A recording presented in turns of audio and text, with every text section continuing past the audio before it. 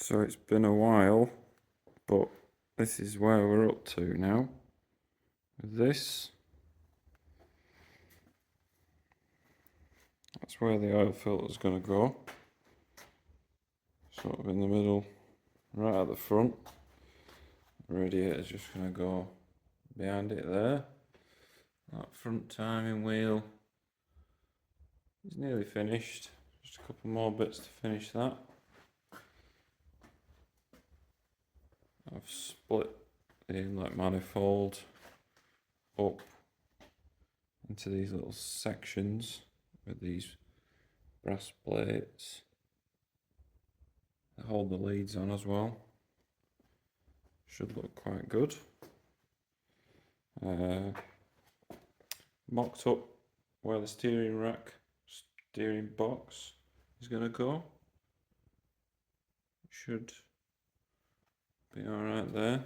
The gearbox is in now with the flex plate from the output shaft there that I had to chop in half. Bell housing's in, gearbox mounts are in, starter motor's on as well. That all works.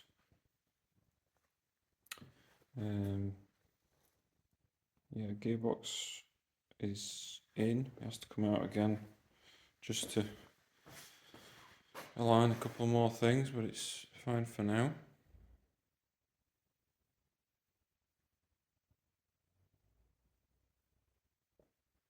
So that's all on. Done.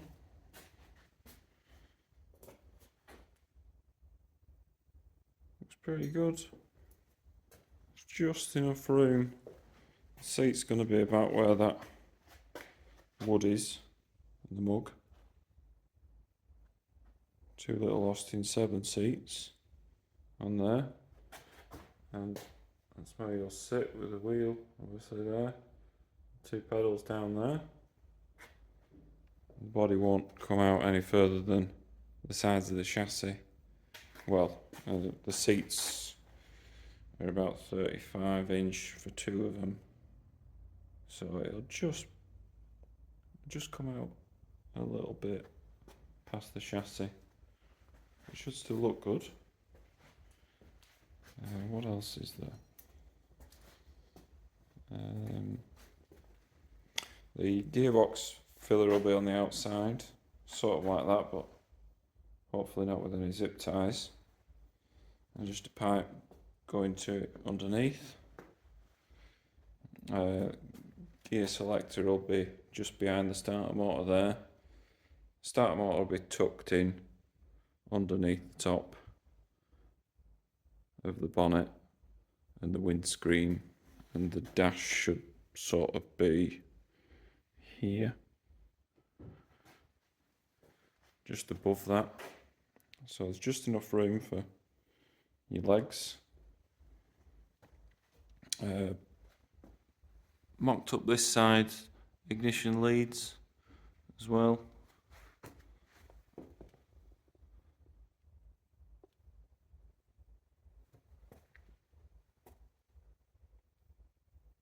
Now that should look good. That's the oil pipe for pressure feed. That will be coming from this pipe here, from the oil filter, and then that comes from that pressure pump there, and then the other side's the scavenge pump, and then that goes back to the tank, and then the tank feeds that pump there. No idea where the oil tank's going. It's very fast running out of room. It's going to have to go somewhere down here. Well, that's starter motor. I think it's off a train, this starter motor. It fair kicks it round. It's 24 volt, and I've got to put two batteries somewhere. Two big batteries, oil tank, a coolant tank, and one hell of a fuel tank. So I think back here, this whole section is going to be a fuel tank. and it'd be like sort of angled upwards, come to the top of the body, and it'll have straps going round. Sort of look like an old Bentley. A big old wheel there, and just a small piece of glass above the bonnet. The bonnet will be just a little bit higher than the rocker covers, and the radiator will be about in line with that front axle. So there'll be just enough room for everything. A big fan behind it. Maybe even need a second radiator because, I mean, look at the size of it. It's going to produce a lot of heat, that. A lot of heat just sitting there. No idea where the air filters are going. But first part of my fuel injection system is done. That's crank sensor. Crank speed sensor. And then the cam phase detection is going to come off a little drive in here that I think I've filmed before. Yeah, that should all be hidden in there as well. I'm going to use these little tabs down there to hold the ignition leads, like I have done on the other side. I've made little brackets to hold them out of some copper pipe, and then just silver soldered them together, and then put a bit of wire, lock wire around them. Just make it look the part. Sort of fitting for the era, that style of leads. Yeah, all this needs to come off. I need to clean up this starter mount because it's a bit messy at the moment. Strengthen it a little bit as well because yeah, this starter is vicious, to say the least. I'll show you now. It is yeah, fair violent really, but it kicks it over. It won't have trouble starting. Like my first starter motor, which is that one down there, which had to make a gear for the end of it to fit. It's off a crafter van. Because I had trouble getting an anti-clockwise starter motor that was able to do it, and that one cannot even turn the engine over when there's all the plugs in it. When there's no plugs in it, fantastic. It's a really good starter motor, that. Spins it over really well. As soon as you put more than a couple of plugs in, just can't deal with it. So it was good to test with it, but now this big bugger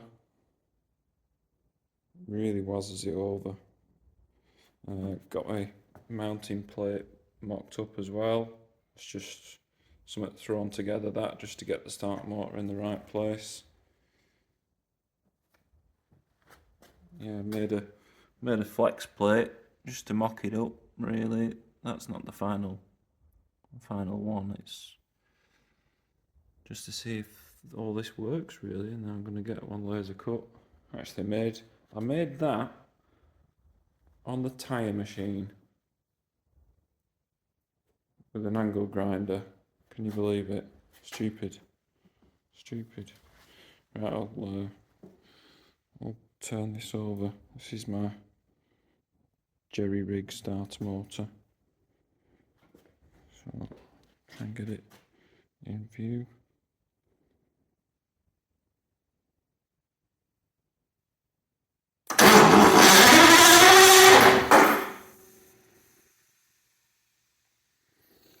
So yeah, that's turns it over pretty nicely, really. don't think it'll struggle. Still got a little bit of oil in it as well, which is good. Turned it over a couple of times now. So next thing is to get the oil system sorted. That should look alright. Should sort of look like the old blower Bentley type style cars with the supercharger at the front, but obviously it's not a supercharger. Doesn't need a supercharger, does it? It should look good. And that's all. It's all brass at the front. It looks quite nice.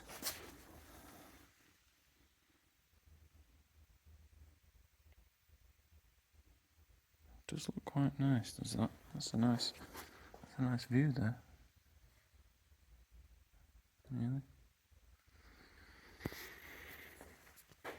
Yeah, Mustang's coming along as well. This whole back end's done now. Well, that's fastback conversion done.